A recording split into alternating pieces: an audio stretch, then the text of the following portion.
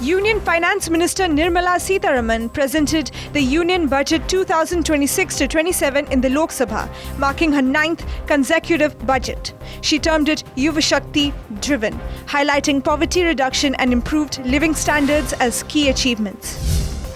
Sitharaman said this year's budget is inspired by three kartavya: accelerating economic growth, building people's capacity, and ensuring resources and opportunities for every family and community.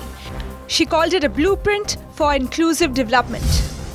Finance Minister Sitharaman announced the launch of Biopharma Shakti with an outlay of 10,000 crore rupees to develop India as a global biopharma manufacturing hub within 5 years, strengthening healthcare innovation and industry.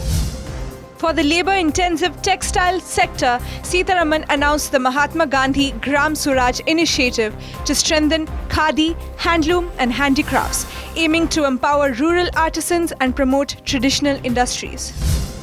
Sitharaman announced that the Income Tax Act 2025 will come into force from April 1, 2026. Presenting the union budget, she said simplified rules and forms will be notified shortly, giving taxpayers adequate time to familiarize themselves with the new requirements.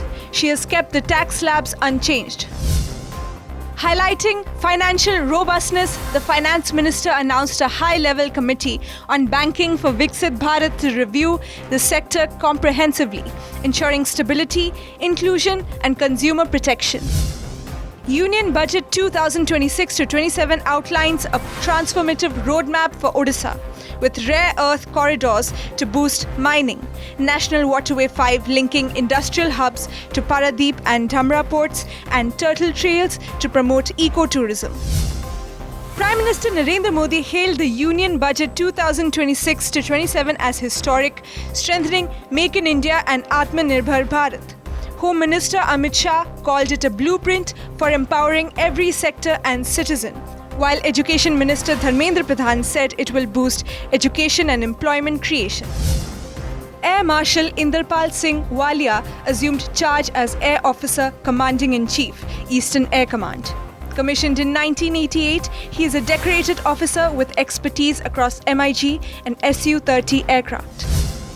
Sitharaman tabled the 16th Finance Commission report in the Lok Sabha, recommending tax revenue devolution between centre and states for 2026-31 under Article 280 of the Constitution.